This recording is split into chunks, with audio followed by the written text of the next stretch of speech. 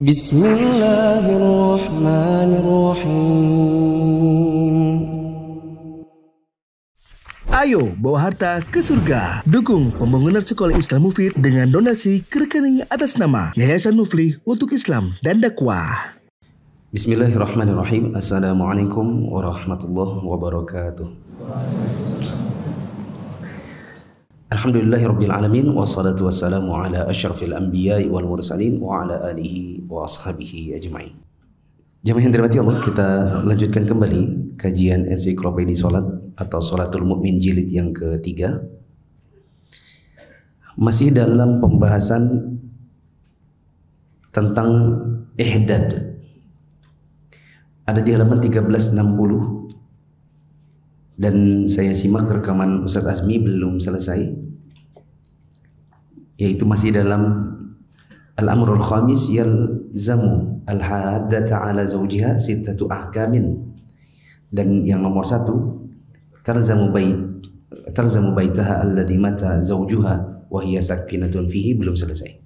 Karena belum selesai, jadi saya ngulang dulu dari awal nomor 1, tapi karena sudah dibacakan oleh Ustaz Azmi bagian bahasa Arabnya, jadi kita sekarang dengarkan Indonesianya saja. Ya, saya nggak membacakan Arabnya. Silakan. Halaman berapa di bahasa Indonesia? 606. Masih dalam pembahasan hal-hal yang diwajibkan bagi seorang wanita yang berihdad karena ditinggal wafat suaminya. Disebutkan oleh penulis ada 6. Kita ulang dari nomor 1. Poin kelima, perempuan yang menjalankan ihdad atas suaminya wajib menjalankan 6 ketentuan hukum, yaitu sebagai berikut. Yang pertama, perempuan tersebut wajib menetap di rumahnya, yaitu tempat suaminya meninggal dunia dan ia tinggal di sana. Ia tidak boleh keluar dari rumah tersebut kecuali karena adanya suatu keperluan atau hal yang bersifat darurat. Boleh dikasih catatan dulu dekat situ. Yang boleh hanya hajat atau darurat. Hajat atau darurat. Hajat itu kebutuhan yang memang diperlukan dirinya oleh si wanita ini, tapi pun tidak sampai membahayakan bila tidak terpenuhi. Adapun darurat, maka ini bisa membahayakan kalau dia tidak keluar dari rumahnya. Itu bedanya hajat sama darurat. Coba teman-teman, kalau belanja sayur itu hajat apa darurat? Hajat. Hajat. Gempa bumi? Darurat. Bisa dibedakan ya? Kalau dia tidak keluar untuk ke pasar karena mau beli sayur, maka dia tidak sampai membahayakan. Itu namanya hajat. Kan dia masih bisa pesan Gojek, ya atau tidak? Atau nunggu itu yang lewat depan rumah, tet sayur pakai motor itu. Ya, atau dia titip temannya, masih bisa. Tapi kalau sudah gempa bumi tidak keluar rumah, ya bisa membahayakan dirinya. Itu namanya darurat. Catat lagi dekat situ.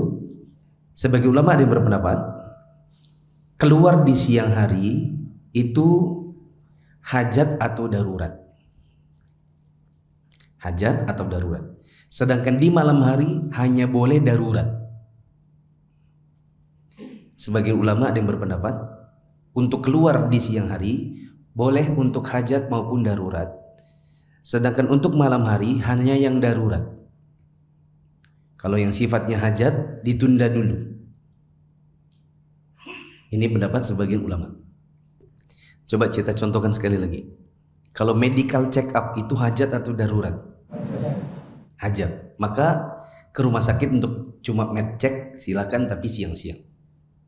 Jangan kok malam-malam keluar, mau kemana? Mau ke rumah sakit, mau ngapain? Medical check up. Ini cuma hajat. Tapi kalau misalnya dia sudah mau melahirkan, itu hajat apa darurat? Darurat. Darurat. Maka meskipun di malam hari boleh. Lanjut. Seperti pergi ke rumah sakit ketika ia sakit atau membeli sebagian kebutuhannya dari pasar jika dia tidak memiliki pelayan yang melakukan hal tersebut. Di antara dalil-dalil yang menjelaskan hal tersebut adalah hadis Zainab binti Ka'ab bin Ajrah dari Al-Furaiyah binti Malik bin Sinan, yaitu saudara perempuan dari Abu Sa'id Al-Khudri radhiyallahu anhu. Dia telah mengabarinya bahwa ia pernah mendatangi Rasulullah SAW untuk bertanya kepada beliau, apakah ia boleh kembali kepada keluarganya di Bani Khudrah, karena suaminya telah keluar untuk mencari budak-budaknya yang melarikan diri. Hingga ketika mereka telah sampai di daerah Taraful Qadum, itu suatu tempat yang jaraknya 6 mil dari Madinah, suaminya dapat menyusul mereka, namun mereka membunuhnya. Lalu aku meminta kepada Rasulullah agar aku boleh kembali ke keluargaku, karena suamiku tidak meninggalkanku di tempat tinggal yang dimilikinya dan tidak pula meninggalkan nafkah. Al-Furaiyah berkata, Rasulullah SAW bersabda, ya boleh. Al-Furaiyah melanjutkan, lalu aku keluar hingga ketika aku telah sampai di hujrah atau di masjid, beliau memanggilku atau memerintahkan agar aku dipanggil untuk menemui beliau. Lantas beliau bertanya, bagaimana yang engkau katakan tadi? Aku pun mengulangi kisah yang telah aku ceritakan kepadanya mengenai masalah suamiku. Al-Furaiyah berkata, beliau SAW bersabda, menetaplah di rumahmu hingga masa iddah selesai. Al-Furaiyah berkata, maka aku pun menjalankan masa iddah di dalamnya selama 4 bulan 10 hari. Al-Furaiyah berkata, tatkala masa Utsman, ia mengirim utusan kepadaku, lalu dia bertanya kepadaku mengenai hal tersebut, dan aku kabarkan kepadanya. Maka dia mengikutinya dan memutuskan perkara dengan hal tersebut. Ada sahabiat namanya Furaiyah, wafat suaminya karena dibunuh oleh budak-budaknya yang lari. Kemudian dia minta izin kepada Nabi SAW untuk bisa pulang ke keluarganya. Nabi kasih izin. Tapi setelah pergi, Furaiyah ini dipanggil ulang lagi oleh Nabi. Kata Nabi, tadi kamu bilang apa? Kaifa qulti? Ulang-ulang coba ceritamu tadi bagaimana? Oh, ini Rasulullah, suami saya itu wafat karena dibunuh oleh budak-budaknya yang dia kejar. Nah, sekarang saya pengen pulang ke rumah keluarga, boleh atau tidak? Maka Nabi merevisi izinnya tadi. Nabi bilang, umkuthi fi baitiki hatta yablughal kitabu ajalah. Gak jadi, cancel yang tadi. Gak boleh pulang, tapi kamu harus menghabiskan masa iddahmu di rumah, ya, sampai selesai iddahnya. Terus Imam Ibnu Qudamah rahimahullah berkata, ini adalah hadis sahih yang dengannya Utsman menetapkan hukum bagi sahabat dan mereka tidak mengingkarinya. Jika hal ini memang benar, maka menjalankan masa iddah itu wajib dilakukan di rumah di mana suaminya meninggal dunia dengan menetap di sana, baik rumah tersebut milik suaminya, sewaan ataupun pinjaman.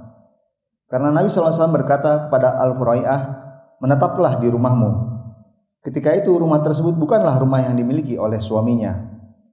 Dalam sebagian lafaz disebutkan, beriddahlah di rumah yang di sana telah sampai kepadamu berita kematian suamimu. Dan disebutkan dalam lafaz yang lain, beriddahlah di tempat di mana berita itu sampai kepadamu. Namun jika berita tersebut datang kepadanya di tempat lain, maka dia kembali ke rumahnya dan menjalani masa iddah di dalamnya. Ya, intinya adalah dia kembali ke rumah yang disitulah dia tinggal bersama suaminya. Ini hukum asalnya. Nanti dia baru boleh keluar kalau ada sesuatu yang darurat. Seperti misalnya ada gempa bumi, atau rumah itu hancur, atau rumah itu tidak diperpanjang sewanya, atau di situ ada penjahat-penjahat, ya, yang tahu di situ ada perempuan beriddah sendirian. Dia khawatir, ya, karena laki-laki atau para penjahat ini terdengar punya rencana mau menjahit dia, maka dia bisa pindah ke tempat yang lain karena darurat. Terus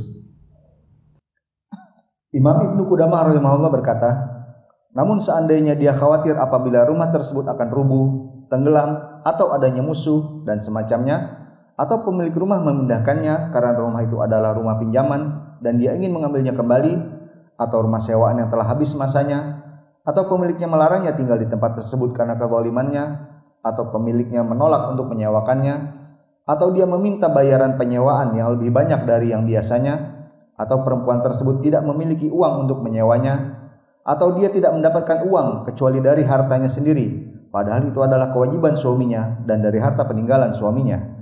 maka perempuan tersebut itu diperbolehkan pindah karena dia dianggap dalam keadaan udzur dan karena dia tidak wajib membayar sewa rumah dari uangnya sendiri. Namun yang wajib atasnya hanyalah menetap, bukan mencari tempat tinggal. Seandainya dia mendapat kesulitan untuk menetap, maka kewajiban itu gugur darinya dan dia boleh menetap di mana saja yang dia kehendaki. Ya. Ini saya jelaskan tadi bahwa bila ada udzur atau ada darurat, maka dia bisa pindah ke tempat yang lain. Tadi ada kata-kata atau si pemilik rumah melarang dia tinggal karena kezalimannya. Kezalimannya siapa ini? Pemilik rumah. Kezaliman pemilik rumah. Misalnya pemilik rumah ini karena dia tahu ini perempuan sendiri, tidak ada yang melindungi lagi, akhirnya diusir. Ya, maaf ya, kamu keluar aja dari rumah sini. Nah, tapi Pak, saya belum habis masa kontrak saya, yang dibayar suami saya kan masih 3 bulan. Oh iya, tapi itu kami nggak mau. Diusir, diganggu karena kezaliman si pemilik rumah. Lanjut. Imam Ibnu Qudamah rahimahullah juga berkata, perempuan yang sedang iddah boleh keluar di siang hari untuk memenuhi beberapa keperluannya, baik dia itu perempuan yang ditolak ataupun yang ditinggal mati oleh suaminya. Berdasarkan hadis Jabir bin Abdillah radhiyallahu anhu, dia berkata, bibiku telah dicerai oleh suaminya, lalu dia ingin memanen pohon kurmanya. Namun ada seorang laki-laki yang melarangnya keluar. Ia pun mendatangi Nabi SAW. Beliau SAW bersabda, Bala jaddi nakhlaki fa innaki asa an tasaddaqi aw taf'ali ma'rufa. ya, panenlah pohon kurmamu, karena dengannya semoga engkau bisa bersedekah atau melakukan kebaikan. Di buku antum jaddi atau jaddi? Jaddi. Fa'innaka. Dan kemudian fa'innaka. Ya, yang benar jaddi itu zal. Kemudian nakhlaki. Kan yang nanya perempuan toh. Kalau perempuan kabaki. Oke. Terus fa'innaka atau fa'innaki? Innaki berarti. Nah, berarti nakhlaki. Jaddi nakhlaki. Fa'innaki asa'an tasaddaqi aw taf'ali ma'rufa. Ya, ada seorang wanita di zaman Nabi SAW yang minta izin untuk bisa memanen kurma. Ya, karena itu adalah hajatnya dia, maka Nabi SAW mengatakan, ya silakan panen kurma di siang hari, karena itu hajat.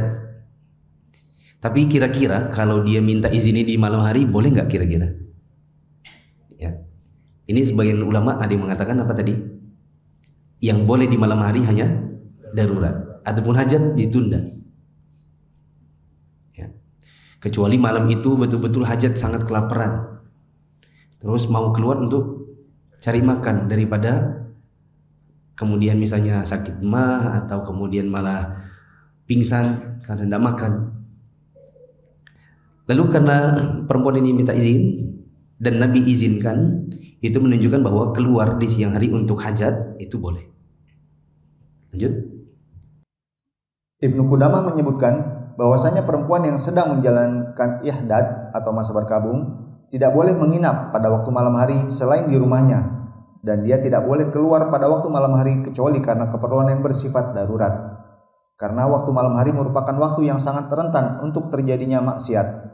Berbeda dengan waktu siang hari, karena waktu siang adalah masanya untuk menyelesaikan urusan, mencari nafkah, dan membeli barang kebutuhan. Ya.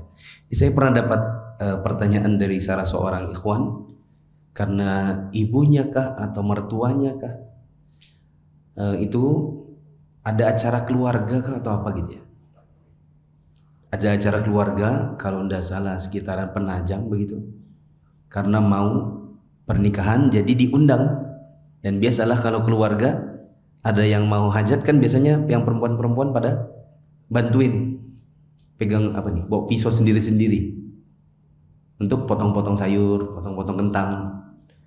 Nah, kemudian dia bertanya, ini boleh enggak saya pergi ke Penajam dan nginep di sana untuk bantuin keluarga? Maka saya jawab enggak boleh, karena bukan darurat. Selesailah hukum yang pertama, bahwa wanita yang ditinggal wafat oleh suaminya, maka dia menghabiskan masa iddahnya dan berihdad selama 4 bulan 10 hari di rumah di mana suaminya dan dia tinggal semasa hidup suaminya. Dan tidak boleh pindah ke rumah yang lain untuk tinggal kecuali karena sesuatu yang memang mau tidak mau, darurat. Seperti tadi bencana alam. Atau dia dizolimi oleh si pemilik rumah di mana dia menyewa. Atau memang habis masa sewanya sementara tidak ada uang untuk menyewa lagi. Kemudian untuk urusan cuma keluar, tadi urusan nginep ya. Untuk urusan nginep tidak boleh kecuali darurat atau yang memang mau tidak mau. Adapun yang urusan keluar lalu nanti pulang lagi, keluar pulang lagi, maka sebagian ulama yang berpendapat untuk siang hari bolehnya adalah hajat atau darurat. Sedangkan untuk di malam hari hanya darurat. Hukum yang kedua, tamtani'u al-haddatu 'anil malabisi al-jamilati wa talbasu ma siwaha. Yang kedua, perempuan yang sedang ihdad dilarang mengenakan pakaian yang menarik, namun dia boleh memakai pakaian lainnya. Ya, kalau di zaman sekarang misalnya pakai jilbab tapi ada brosnya. Tahu bros ya? Ada jilbab segitiga lalu kemudian dikasih bros gitu. Dikasih manik-manik, dikasih liontin. Maka ini semua dilarang untuk wanita yang berihdad karena wafat suaminya. Saya pernah kiaskan juga dengan make up. Ya, seseorang misalnya wanita terbiasa menggunakan krim pagi. Yang krim pagi ini kalau dipakai memang membuat wajahnya itu terlihat putih, cerah, glowing. Ya, dan ini juga termasuk yang dilarang. Terus Ibnul Munzir telah menyebutkan adanya ijma yang melarang wanita yang sedang berihdad memakai pakaian yang diberi asfar atau sejenis tumbuhan berwarna. Ia diharamkan memakai pakaian yang berwarna untuk mempercantik diri, seperti pakaian yang diberi asfar, pakaian dicelup dengan za'faron, dan semua pakaian yang diberi warna untuk mempercantik diri. Kalau di zaman sekarang mungkin orang tidak lagi mencelup. Kita tidak kenal lagi di zaman sekarang orang punya baju dicelup di dalam za'faron, dalam asfar, itu tidak lagi berlaku. Kalau di zaman sekarang memang tekstil dengan pewarna sintetis. Ya, tapi justru ya dengan pewarna sintetis itu malah lebih mudah untuk ngatur warnanya. Ya, mau dibikin jingga, mau dibikin kuning nyala. Yang jelas pakaian-pakaian meskipun tidak dicelup dengan za'faron atau asfar, tapi dia sintetis, dan kalau dilihat itu adalah sesuatu yang menarik mata, bentuknya bunga-bunga misalnya indah, maka tetap tidak boleh dipakai. Jadi tidak boleh kemudian dihukumi, Anda kok ini nggak za'faron kok, ini kan cuma pewarna biasa. Kita katakan za'faron ataupun bukan, yang jelas ini tahsin, yaitu untuk memperindah. Lanjut. Hal ini berdasarkan hadits Ummu Atiyah radhiyallahu anha bahwa Rasulullah SAW telah bersabda, La tuhiddu imra'atun 'ala mayyitin fawqa 3 illa 'ala zawjin 4 ashhurin wa 10 wa la talbasu thawban masbughan illa thawba 'asbin wa la taktahilu wa la tamassu tiban illa idza tahurat nabdatan min qustin aw azfarin. Janganlah seorang perempuan berihdad atas jenazah lebih dari 3 hari kecuali atas kematian suami, yaitu selama 4 bulan 10 hari. Ia tidak boleh memakai pakaian yang dicelup warna kecuali pakaian usb atau sejenis pakaian Yaman. Ia tidak boleh memakai celak dan tidak boleh memakai wewangian kecuali jika ia baru suci dari haid, yaitu sedikit dari wewangian kust dan adfar. Abu Daud menambahkan, Wala takhtadibu, dan janganlah dia memakai pacar. Pacar di sini maksudnya adalah daun pacar, pewarna kuku. Jangankan kutek, yang catnya berada di atas kuku dan tidak menyerap ke dalam. Pacar saja tidak boleh. Bisa dipahami? Bedanya di mana? Bedanya di mana? Kalau kutek saat dia berwudu atau dia mandi junub, Tidak masuk. ya, tidak menyentuh kuku yang harusnya juga tersentuh oleh air manakala berwudu. Ya, dan itu membuat nanti sholatnya tidak sah. Adapun pacar warnanya berada di bawah kuku. Dan ini tidak menghalangi air wudhu. Jangankan yang menghalangi, yang tidak menghalangi saja tidak boleh. Di situ tadi tulisannya min Kristin au azfarin atau azfaran. Azfaron. Kalau ron maka harus membutuhkan falif. Itu tidak? Yang benar apa? Azfarin. Lagi pula ini memang nahunya begitu. Min Kristin au azfarin. Yang tulisannya azfaron dikoreksi. Berarti sudah ada berapa yang nanti perlu dikoreksi ya? Ada tim korektor nanti diperhatikan betul-betul untuk diposting di grup koreksi. Terus ketiga, perempuan yang sedang berihdad dilarang menggunakan semua jenis wewangian atau semacamnya. Namun jika dia baru suci dari haidnya, maka dia diperbolehkan memakai wewangian dengan buhur dan sejenisnya. Kata penulis, tamtani'u an jami'i anwa'at tibi.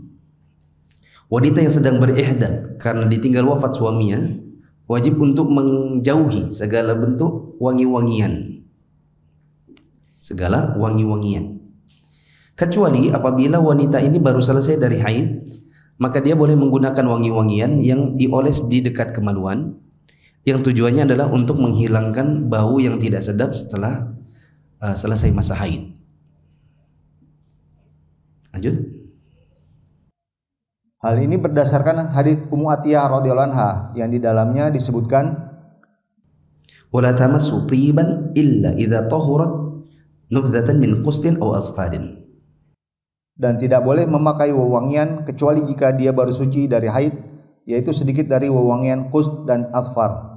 Kalau di zaman sekarang saya tidak tahu qust sama asfar ini sekarang namanya apa. Kan parfum itu kan ada jenis dan ada brand, ya atau tidak? Nah kalau sekarang di branding dengan nama apa misalnya apa ya? Orang apa? Rehab, gitu ya? Silver atau apa?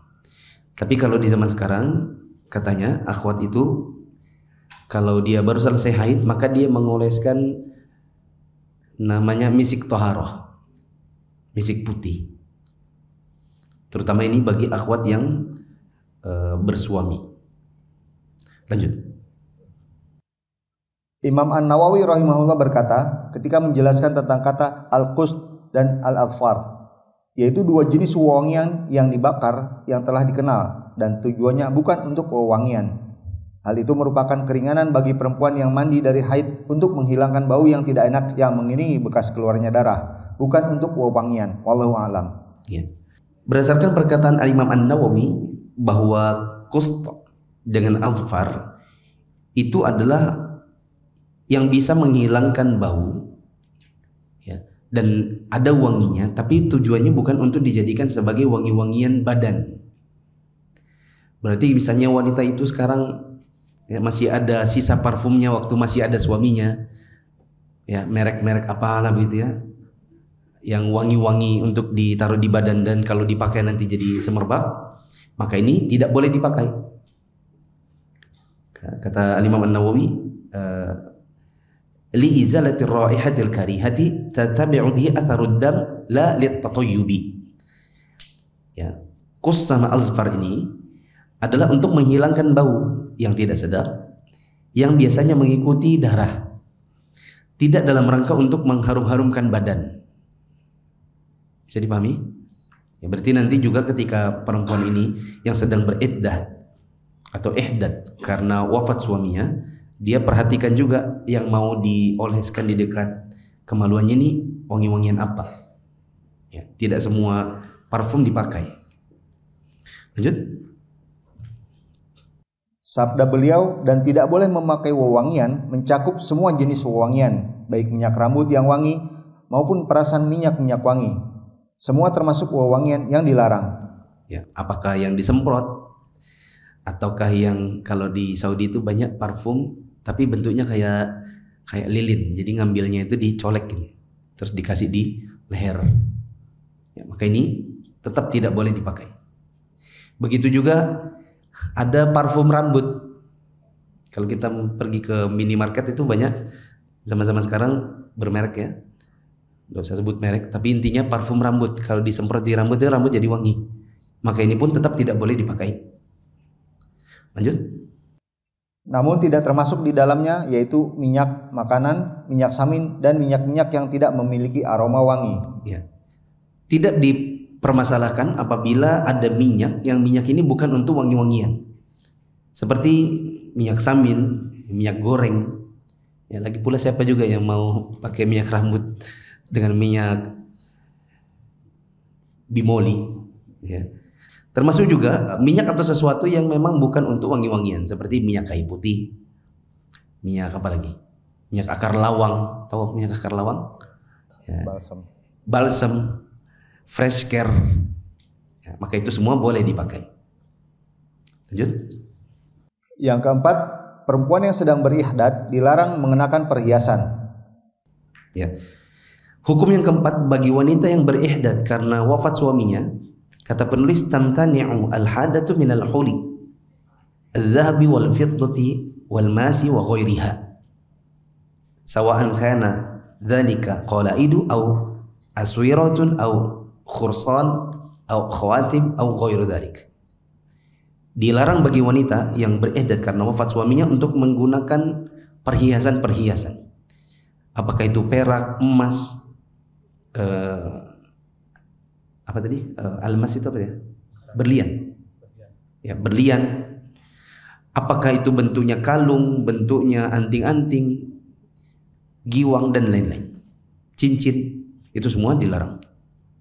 Berarti kalau dia sudah terlanjur punya cincin, misalnya ada 2, 3, maka itu semua dicopot. Kalau dia pakai anting-anting, anting-anting dicopot. Lanjut. Berdasarkan hadits Ummu Salamah radhiyallahu anha, istri Nabi SAW dari Nabi, beliau bersabda, Al-mutawaffa anha zawjuha la talbasu al-mu'asfara min athiyabi wala mumasyaqqata wala al-huliyya wala takhtadibu wala taktahilu. Perempuan yang ditinggal mati suaminya tidak boleh mengenakan pakaian yang diberi asfar atau warna kuning, warna merah, dan perhiasan, serta dia tidak boleh memakai pacar dan memakai celak. Ya, termasuk juga bros di jilbab, terutama wanita-wanita yang jilbabnya memang jilbab segitiga. Ya, jilbab yang dibentuk dulu dari kain bentuk segitiga, lalu untuk menyatukannya digunakan perhiasan seperti bros, meskipun itu bukan emas betulan. Ya, lanjut. Imam Ibnul Munzir rahimahullah berkata, para ulama telah sepakat dalam konteks ijma bahwa perempuan yang sedang melakukan ihdad dilarang memakai perhiasan. Selain alasan tersebut, karena perhiasan itu dapat menambah kecantikannya dan mengundang laki-laki untuk menggaulinya atau menikahinya. Nah, jelas. Yang kelima, perempuan yang sedang berihdad dilarang mewarnai tangan atau kakinya dengan pacar atau sejenisnya. Hukum yang kelima adalah bagi wanita yang ditinggal wafat suaminya, selama masa iddahnya atau selama masa ihdadnya tidak diperbolehkan untuk menggunakan pewarna kuku. Kata penulis, bil hinna atau hanna, sama saja, atau apakah pewarna kukunya ini dari pacar yang memang alami ataukah yang selainnya, yaitu kutek-kutek yang bisa dibeli di toko kosmetik. Itu semua dilarang. Ini pewarna kuku, padahal kuku itu kadang-kadang tersembunyi, betul? Kuku itu tersembunyi atau tidak kalau dia menggunakan jilbab? Ya, atau dia berjalan, tidak ada juga yang perhatikan kukunya warna apa. Ini pewarna kuku. Bagaimana kalau pewarna wajah? Sementara wajah itu adalah bagian dari tubuh yang paling diperhatikan manakala seseorang berjalan atau manakala seseorang datang. Itu yang dilihat pertama apa? Wajah. Ya. Sampai-sampai ada ungkapan orang Arab, si fulan datang loh wajahnya.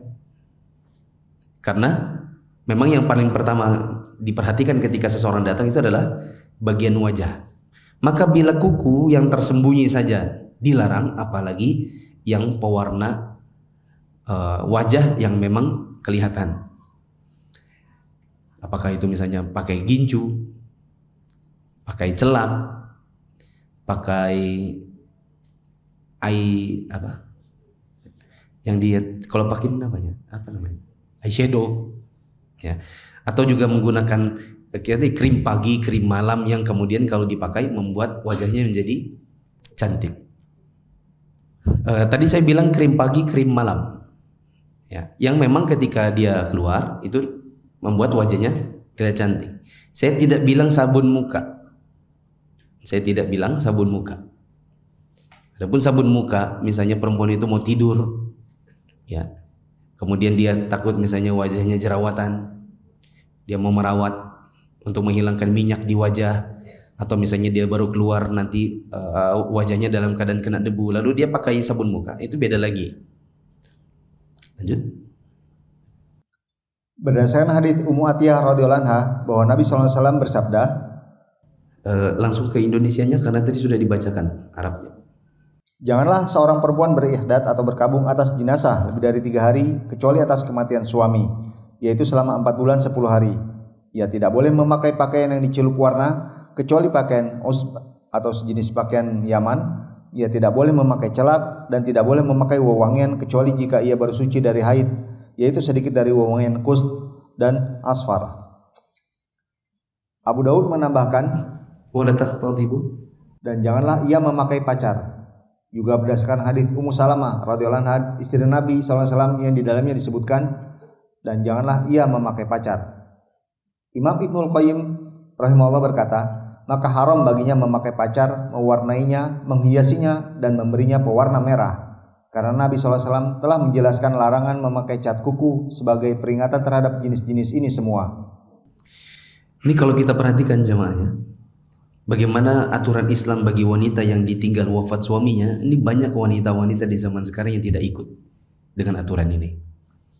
Wafat suaminya, malam sudah berdandan, malah sudah jalan-jalan, ya, malah sudah ke mall untuk menghilangkan rasa sedih katanya, malah sudah pacaran, malah sudah lamaran, ya. Maka ini perbuatan haram semuanya bagi wanita yang ditinggal wafat suaminya sudah melakukan hal demikian, ya, dalam masa-masa iddah atau ihdatnya yang harusnya dia jalankan berapa lama? 10 hari. Salah. Berapa lama? Dibagi 2. Kalau tidak hamil 4 bulan 10 hari. Kalau hamil sampai melahirkan. 6. Keenam, perempuan yang sedang berihdat dilarang memakai celak. Celak itu, sebagaimana kita tahu, celak itu ditaruh di bawah mata. Bahannya, kalau di zaman sekarang ada yang bahannya kayak pasta, suka jadi oleh-oleh umroh, warnanya hitam. Kalau orang tua di zaman dahulu, kalau pulang Mekah itu oleh-oleh andalan, yang kemasannya itu kayak kuningan, terus disuruh dijepit di mata, suruh apa nih, menjam baru ditarik, ya, bentuknya dari kayak pasir gitu, ada batunya, yang kalau ditumbuk nanti jadi celak. Ini dilarang kecuali kalau ada bahannya buat pengobatan. Bagaimana lagi nanti dengan apa tadi namanya ini, eyeshadow, ya, atau kemudian mau dibikin panjang biar mata sipitnya kelihatan kayak kayak Korea gitu, ya kan, dipanjangin itu hitam-hitamnya. Maka ini dilarang. Dibaca. Berdasarkan hadits Ummu Atiyah radhiyallahu anha yang di dalamnya disebutkan, Wala taktahilu, dan tidak boleh memakai celak. Dan hadits Ummu Salamah radhiyallahu anha yang di dalamnya disebutkan, dan tidak boleh memakai celak.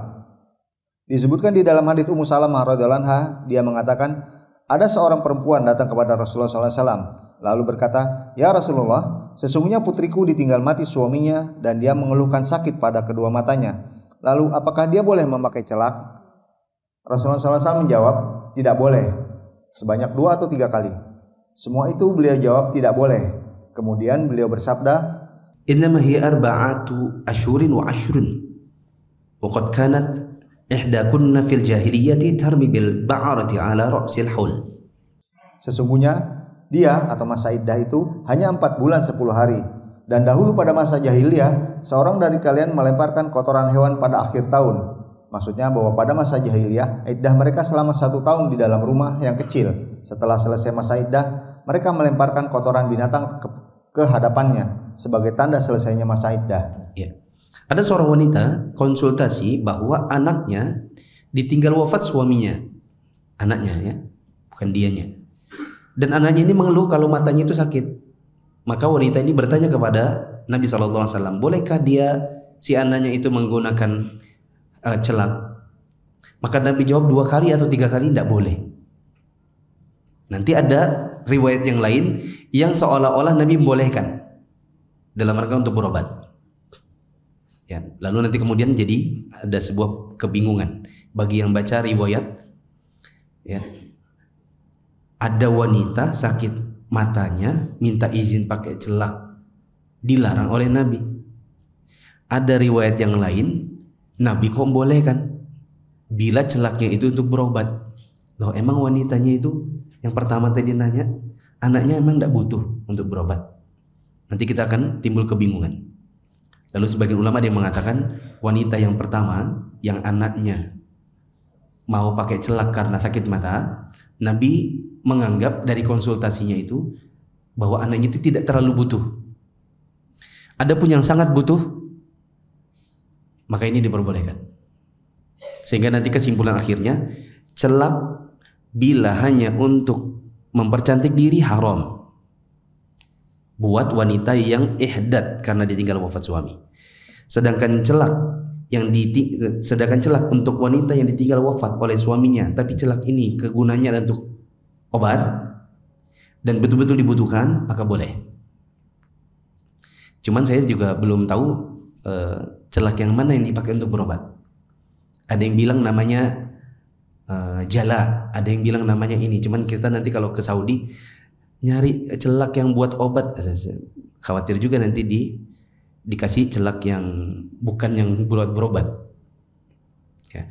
Apalagi di zaman sekarang orang berobat untuk sakit mata bukan pakai celak, tapi ya ke dokter nanti minta salap mata atau tetes mata. Dan juga disimpulkan bahwa wanita yang mau pakai celak untuk berobat sekalipun, maka hanya boleh dipakai di malam hari. Untuk siang hari tidak boleh dipakai. Coba dibaca dulu. Imam Ibnul Qayyim rahimahullah berkata, sebagian ulama dari kalangan salaf dan khalaf, diantaranya Abu Muhammad bin Hazm berkata, dia tidak boleh memakai celak baik pada waktu malam hari maupun waktu siang hari, sekalipun kedua matanya harus hilang. Sekalipun kedua matanya harus hilang. Apa maksudnya itu? Ya. Coba dikoreksi. Sekalipun penglihatannya hilang. Kalau kedua matanya bukan hilang tapi apa? Buta. Nah, cara menerjemahinya, sekalipun penglihatannya hilang. Atau diterjemahkan juga, sekalipun kedua matanya menjadi buta. Kita ulang bahwa Al-Imam Ibnu Qayyim mengatakan sebagian ahli ilmu ada yang berpendapat tetap tidak boleh pakai celak meskipun nanti ternyata matanya menjadi buta kalau tidak pakai celak. Kalau kita di zaman sekarang kita bisa bilang, iya, Anda tidak boleh pakai celak. Karena celak kalau di zaman kita sekarang itu identik untuk berhias. Adapun kalau mata Anda sakit, Anda ke dokter mata. Nanti dikasih tetes mata atau salep mata. Bukan dengan celak. Apalagi celak yang beredar di zaman kita sekarang, kita tidak tahu juga bahannya apakah betul untuk berobat. Celak-celak yang kita temukan di zaman sekarang ini warna hitamnya pasta itu kan, atau yang bentuknya batu, yang bubuk, ya. Maka ini rata-rata dipakai untuk berhias, bukan untuk mengobati mata. Lanjut.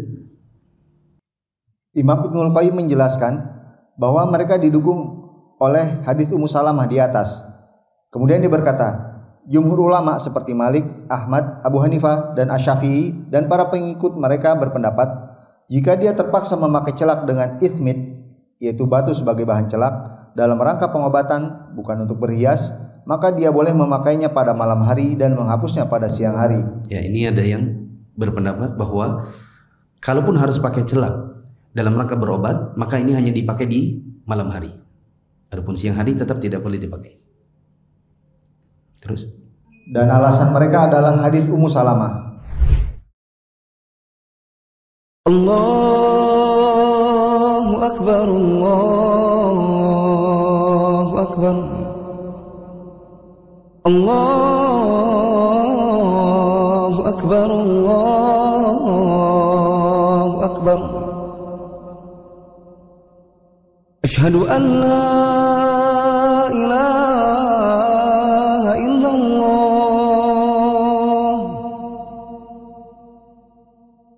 asyhadu an la ilaha illallah,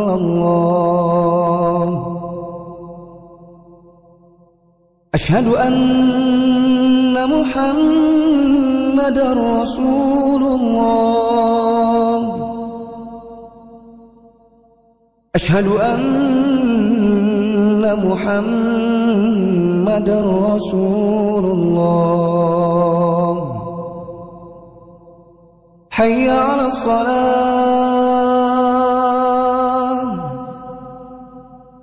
hayya 'alas shalah,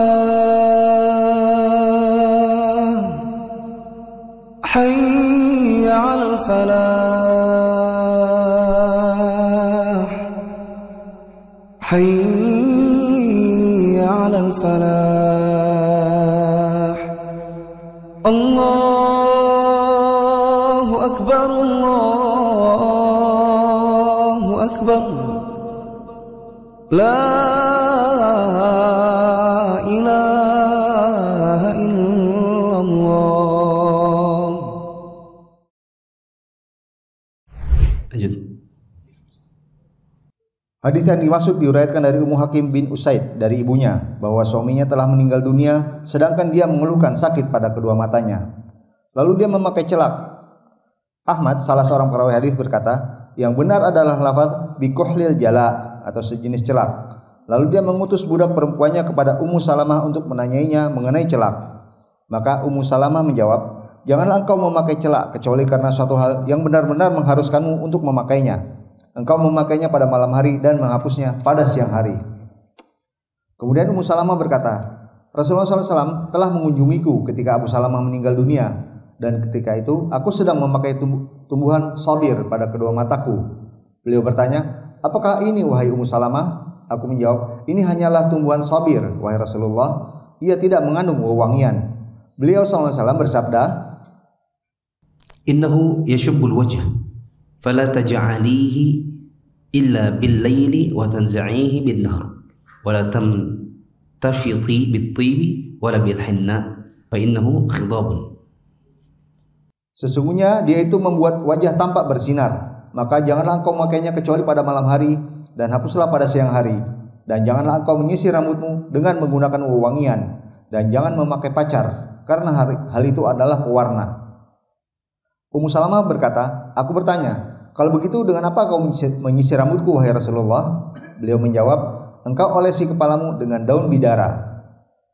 Imam Ibnu Abdul Barr rahimahullah menjelaskan dan diikuti oleh Imam Ibnul Qayyim bahwa hadis ini sabit atau sahih, dan penyelarasan makna di antara hadis ini dan hadis lain yang berasal dari Ummu Salamah radhiyallahu anha yang di dalamnya disebutkan bahwa Nabi SAW berkata tidak sebanyak 3 kali kepada perempuan yang meminta izin untuk memakai celak, yaitu bagi perempuan yang mengeluhkan sakit pada matanya, di mana Nabi SAW berkata tidak.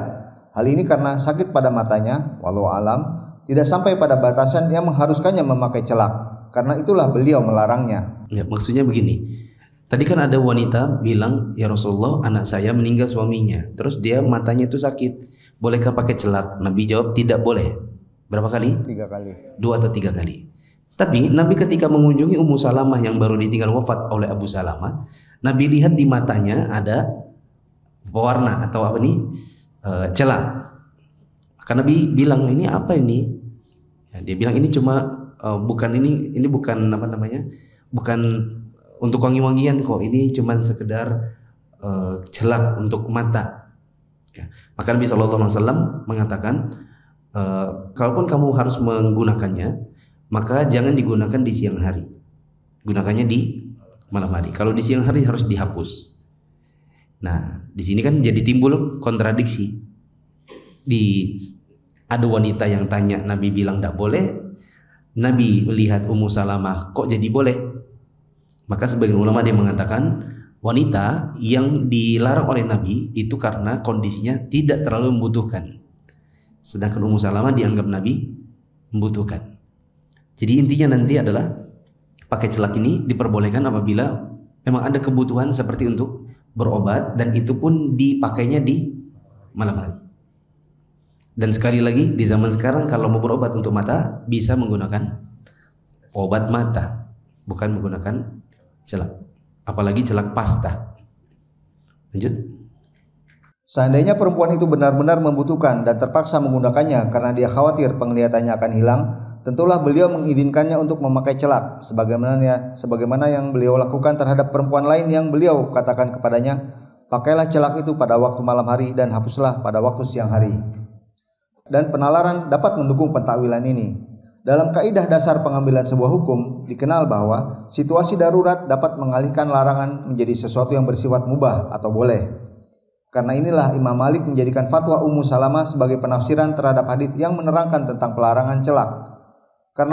Karena Ummu Salamah lah yang langsung meriwayatkannya, dan tentulah dia tidak akan menyelisihinya jika memang benar hadits itu diriwayatkan darinya, dan dia lebih mengetahui terhadap pentakwilan hadits itu dan jalan keluarnya.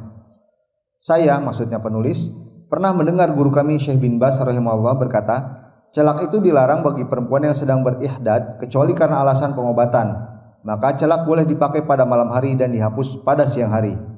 Imam Ibnul Qayyim rahimahullah berkata, dan perempuan yang sedang berihdad, Imam Ibnul Qayyim, yang benar Ibnu Qudamah. Disebutkan di situ Imam Ibnu Qayyim, yang benar Ibnu Qudamah.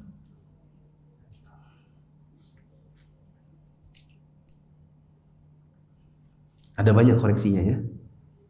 Satu paragraf lagi.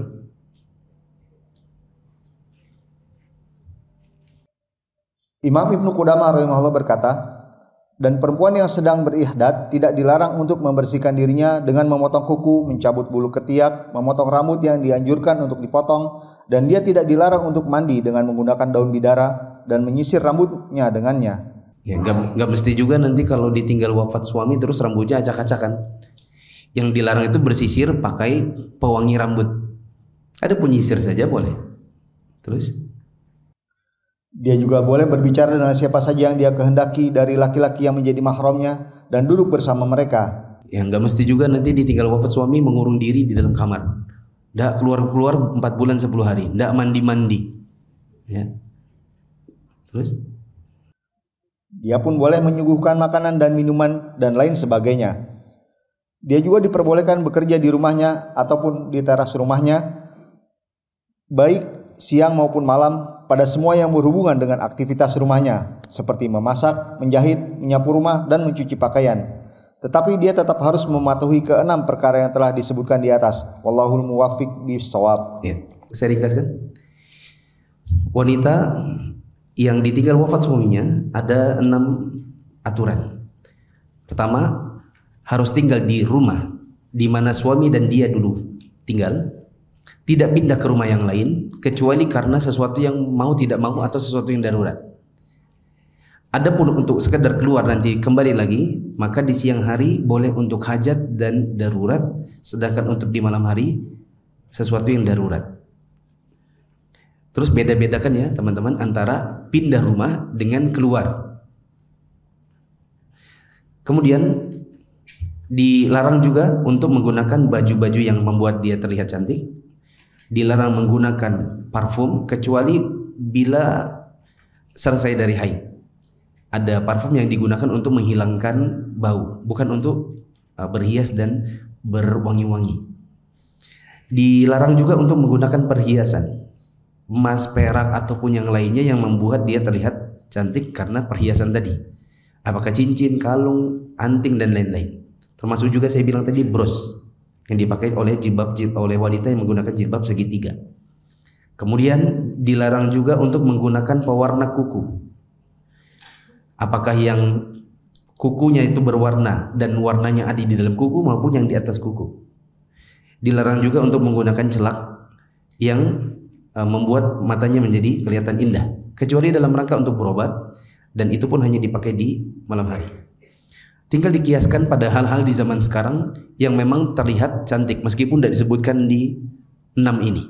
Tadi saya beri contoh krim pagi atau krim malam yang ketika dia pakai dalam rangka untuk keluar, ya, kemudian terlihat wajahnya glowing. Wallahu a'lam bishawab. Di sini ada pertanyaan. Sudah berlalu 1 bulan sejak wafatnya kakek kami, baru terasa kehilangan beliau di hari ini. Mohon nasihatnya untuk kami keluarga yang ditinggalkan, khususnya untuk nenek yang sedang ihdad. Mungkin neneknya tidak mengerti tentang hukum-hukum berkenaan ihdad, maka keluarga yang mengerti harus mengajarkannya. Bila nenek menghendaki untuk keluar pada sesuatu bukan darurat, bukan juga hajat, maka ini juga harus dinasihati. Bukan justru diajak. Sebagian orang bermaksud untuk menggembirakan atau menghibur orang tuanya, ibunya kah, neneknya kah, lalu kemudian malah diajak pergi jalan-jalan ke mall. Ini kesalahan jadinya. Ya. Kita memang mau menghibur mereka, tapi jangan menjatuhkan mereka ke dalam hal yang haram. Karena pergi ke mall itu bukan, jangankan darurat, hajat aja tidak. Mau ngapain di situ neneknya? Mau main di time zone? Kalau cuma makan bisa di rumah. Ya. Kemudian ini juga menjadi nasihat buat kita semua bahwa ya dikatanya sudah berlalu sebulan dan baru kehilangan rasanya muncul hari ini. Memang begitu. Sedekat apapun kita, ada masanya di mana setelah kita wafat, orang lupa. Orang lupa sama apa yang selama ini kita jalankan. Antum siapa misalnya di sini? Jadi seorang ustadz, paling nanti orang juga kehilangan ilmu antum, kehilangan kajian antum paling sebulan. Setelah itu lupa, berganti. Datang guru-guru baru, datang imam-imam baru, datang ustadz baru, antum tinggal. Maka janganlah hidup kecuali dalam rangka untuk menyenangkan Allah, bukan untuk menyenangkan manusia. Subhanakallahumma wa bihamdika asyhadu an la ilaha illa anta astaghfiruka wa atubu ilaik. Wassalamualaikum warahmatullahi wabarakatuh.